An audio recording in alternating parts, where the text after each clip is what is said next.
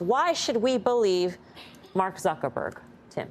Well, because at times it's appeared that they were leaders, at least in the social media space and the sheer size of the platform. You know, Facebook has legitimacy because there are many times we actually didn't believe that they could fight through very difficult periods in their history, including credibility dynamics and privacy issues in social. So to me, the issue here is they are so far out ahead of so many other companies that I would also think, I mean, why isn't Google investing in the metaverse in this capacity, who seemingly they're going toe to toe with? Why aren't we hearing about TikTok? And it's not to say that these companies aren't there, but this whole, hey, we're going to invest now for the future. There's an expression in investing. You've got to be able to eat while you dream. And right now, I don't think that Facebook investors are eating too well. In fact, I think they've got indigestion. The valuation reflects not only some sense that there's a lot of cyclicality in their business, and this is the low end of the cycle, but we've been talking about Facebook, and it's been underperforming, and it's been a governance risk, it's been an ESG risk, it's been, I think there's been a management credibility risk priced into the stock for a long time. Down 59% from its highs in the past month. It is down, 17% versus the NASDAQ 100, which is down just 2%.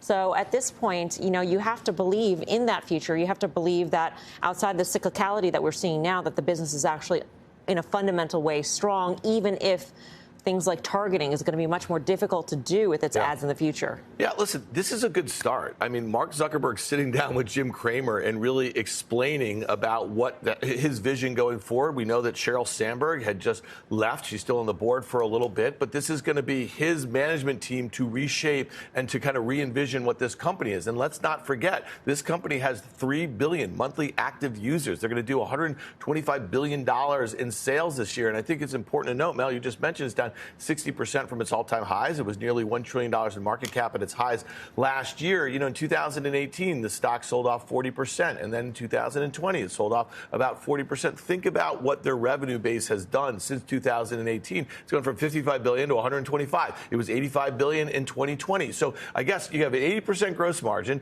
To Tim's point about what people are worried about, the spend that you just mentioned last year, that was certainly a hit to this story as the company pivots. But it's trading 11.5 times. Next year is expected to grow earnings and sales, again, 15% or so, with 80% or so gross margins. That's about as cheap as you're going to find in this market with that sort of monopoly. That's sort of the math that you're doing in terms of how you value it, in terms of the spend and what they're making. Right, the spend and what they're making. And when I look at it and I look at, the EBITDA multiple for a company like this, 7. Yeah. 7. That's extraordinary. Right. Obviously, the balance sheet is, out of 30+ billion of net cash. They do have a big buyback.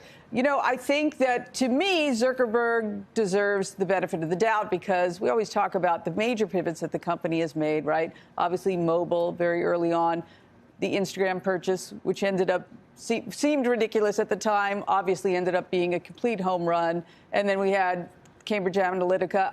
The Sheryl Sandberg thing, I don't know what to make of it, really. It seemed like actually was a long time coming. So I don't know how to think about that. But I do think they're getting very much penalized for this spend and yet getting no value that they will make something of it. And I don't think that's entirely fair. So, however, I've said that for a while. I think it's ridiculously cheap. I'm surprised that you think it's ridiculously cheap, Dan. That's sort of, maybe ridiculous isn't the word you use, but it's ridiculous that Dan thinks it's ridiculously cheap. Okay, there you guys agree on the fact that that's shocking. Well, hold on. They don't have to. Okay, here we go. It's not cheap is if consensus estimates, which have already come down dramatically for this year and next, if they haven't come down enough. And if they're able to now, with the stock down 60%, if things look achievable, then this stock is going to really work for the next year or two. Well, I hope that in the interview, which, the full interview will be at 6 o'clock on Mad Money. And right now we only had a snippet because it's basically going on right now, Seagrass, so that we actually hear about what it is about the metaverse and how they plan to monetize that. I mean,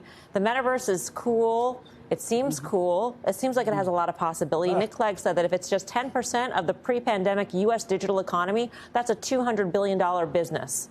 That's a big number. We don't know how they get there. So what is the return on that $10 billion in counting investment? So everyone's right. I agree with everyone that it's cheap, but it's cheap on their old business. We don't know what their new business is going to be or how accretive that's going to be to the old business. He described it to Jim Cramer as a broad thing. That doesn't really tell anybody what it is. So it sounds like he doesn't even understand what the metaverse is going to be. Then on top of it, He's not taking commissions from creators on Facebook or Instagram until 2024. So we don't even know, I think it was Dan who said it, we don't know how this is going to be monetized in the future. When a stock is cut in half, you want to be a buyer of that stock, but no one knows what the future is for Facebook, so they're treating it, to Tim's point, like a growth stock. So I think they're over their skis. So I agree with the desk. I think it's cheap for a reason.